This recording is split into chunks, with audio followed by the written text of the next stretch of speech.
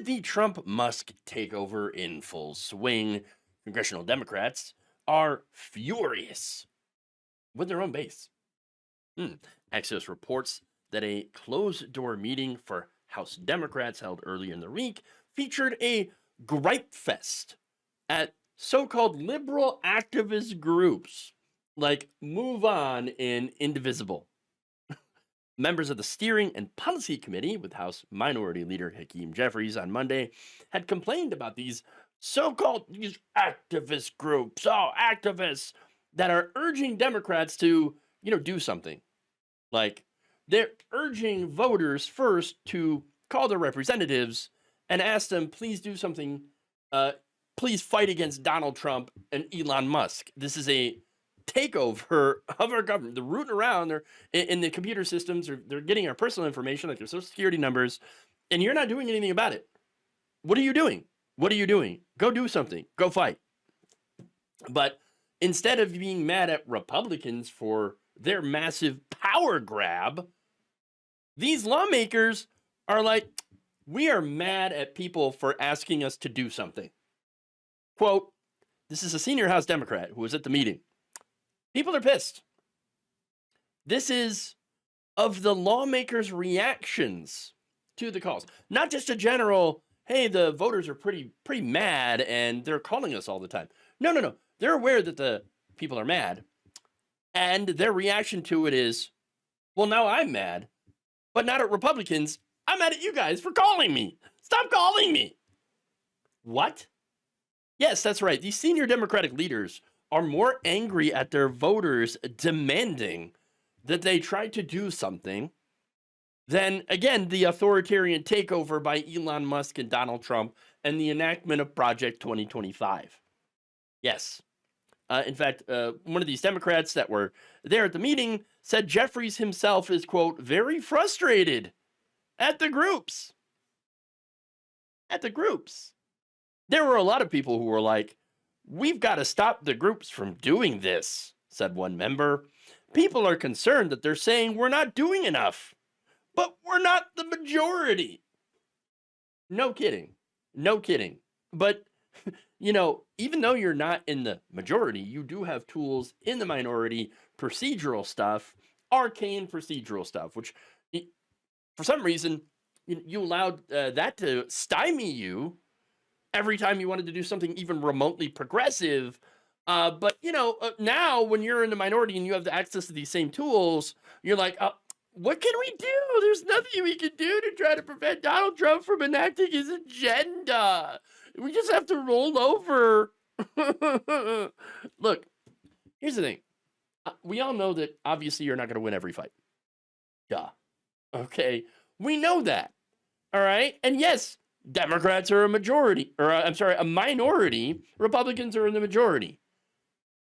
Did you ever stop to think that maybe that's because Democrats weren't fighting before when they were in the majority to actually, do stuff that's going to help average voters?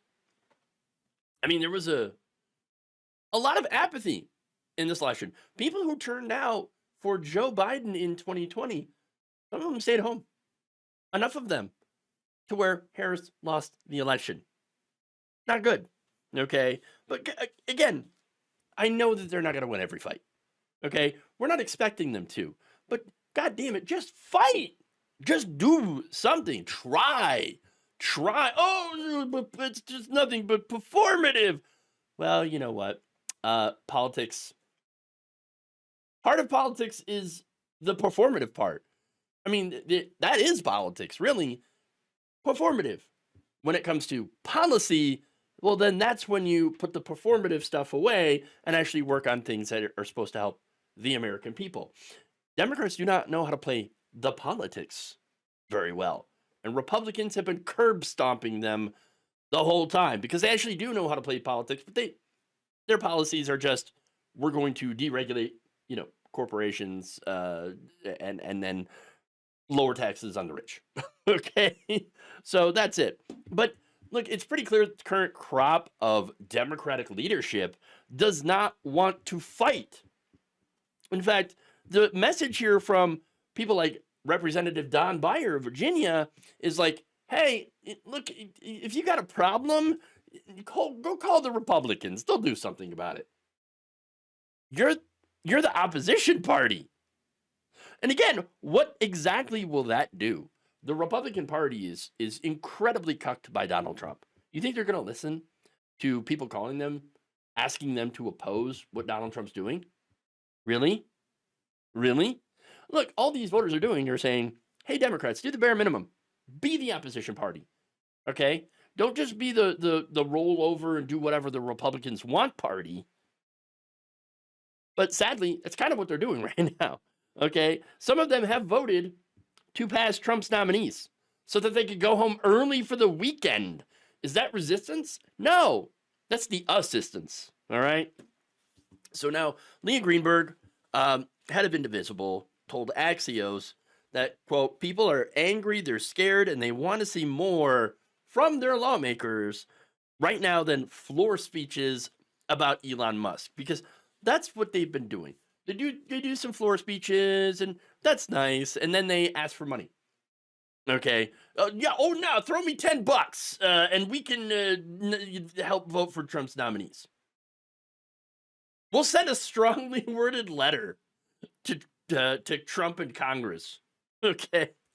I mean, come on. That's not resistance, okay? That's not fighting.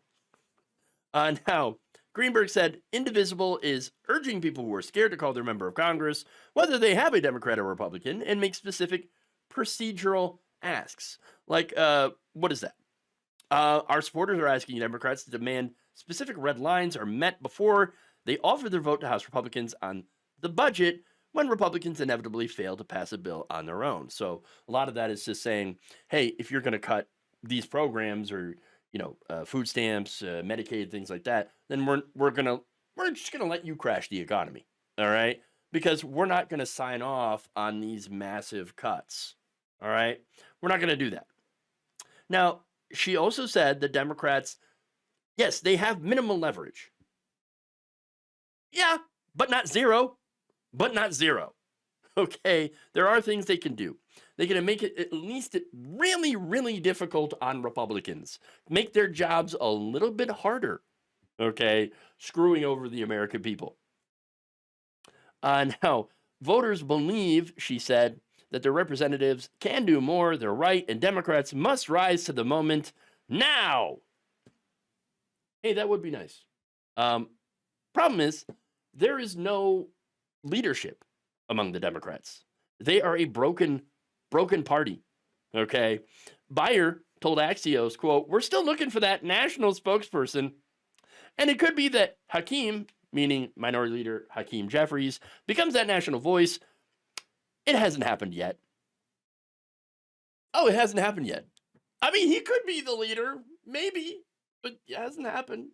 Nobody's really stepped up. Well, do you know why he will not be that leader? Because here's the message that Hakeem Jeffries is currently putting out. I'm trying to figure out what leverage we actually have. What leverage do we have? They control the House, the Senate, and the presidency. It's their government. What leverage do we have? What leverage do we have? If there's nothing we can do, there's nothing we can do. I mean,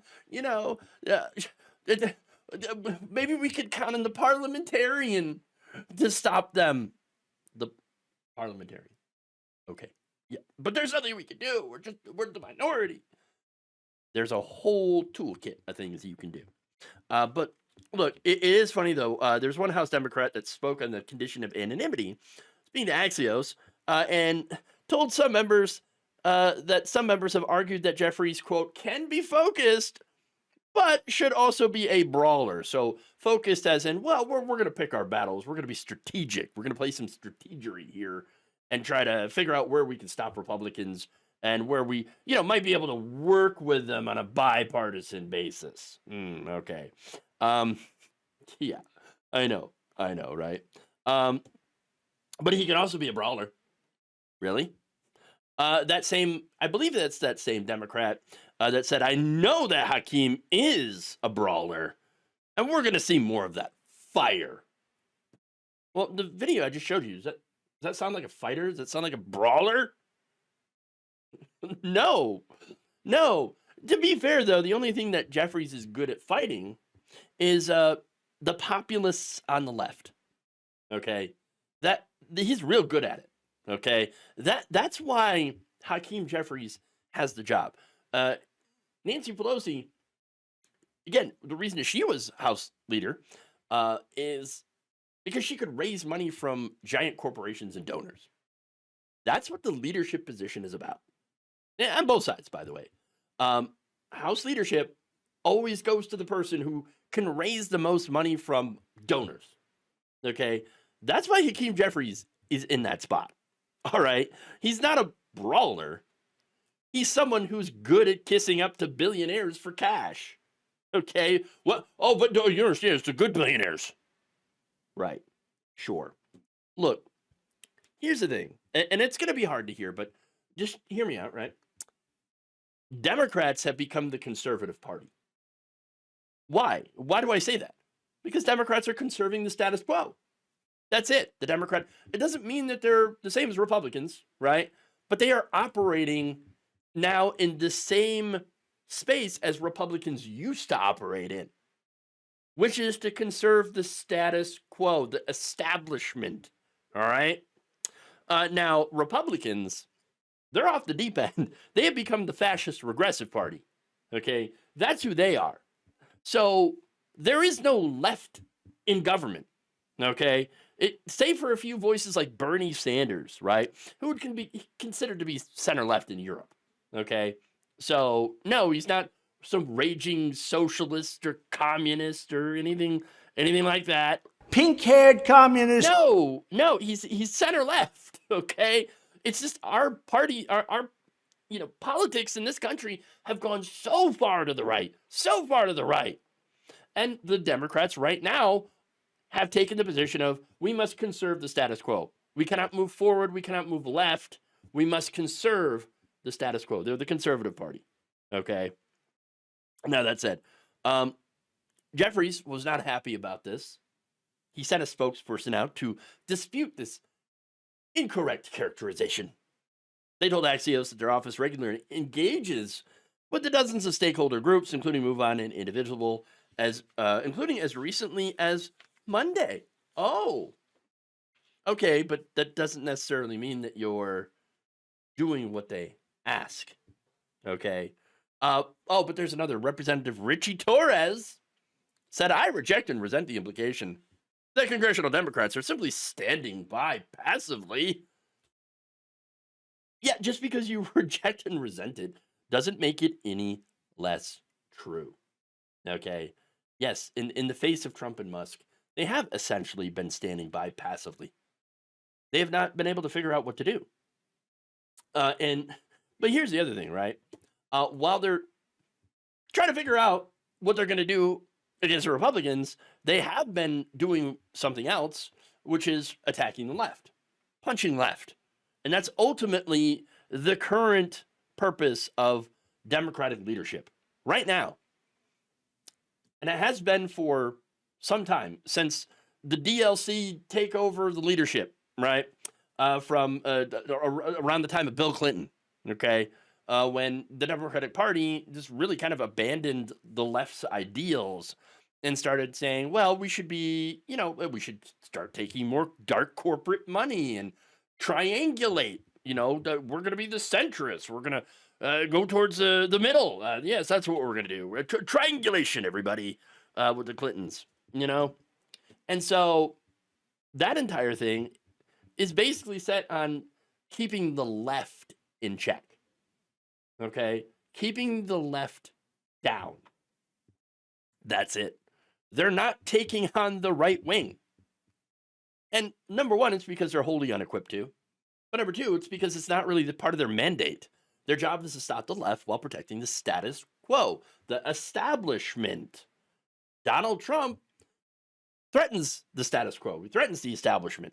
Okay, and so they're completely wholly unequipped to be able to fight against that on the right. Okay. Now, that said, the Democrats are so used to punching left that they have no idea how to hit the Republicans, and there's plenty of ways you could do that. Okay, but for Republicans, shame does not work. Pointing out their hypocrisy does not really work. You can't really shame the shameless. Okay, and they don't really care about their hypocrisy. No, the only thing that works is number one, fighting them. Okay, actually coming out and saying no, you will not do this, and secondly, putting up a positive vision. Okay, that supports, it's supporting policies that help working people, higher wages for workers, childcare, Medicare for all, taxing the rich. These are all very popular positions. These are lefty positions that are even popular among Republicans, as long as they don't know who's, proposing them, because the propaganda on the right is strong. Okay. Look, it's time for the Democrats to stop abandoning the working class in the hopes of picking up those suburban Republicans. You know the Schumer quote. For every blue collar worker we lose in Pennsylvania, we pick up 2 suburban Republicans. Except that never happens. It's not true. They still end up going towards Republicans, and so does the blue collar worker, because the Democrats have abandoned them. And so, look, in order to win those people back, first thing you got to do is to get rid of the corruption, get rid of the corporate and billionaire money in the party, because it is the billionaires and the corporate donors that are steering the policies of the Democratic Party away from anything that's going to benefit working people. You got to get rid of that money, because as long as that money is controlling the party apparatus and the leadership will never change.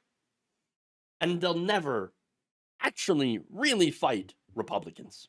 Thank you for watching. If you enjoyed this video, please like, share, subscribe, hit the bell icon in order to get notified whenever a new video is released.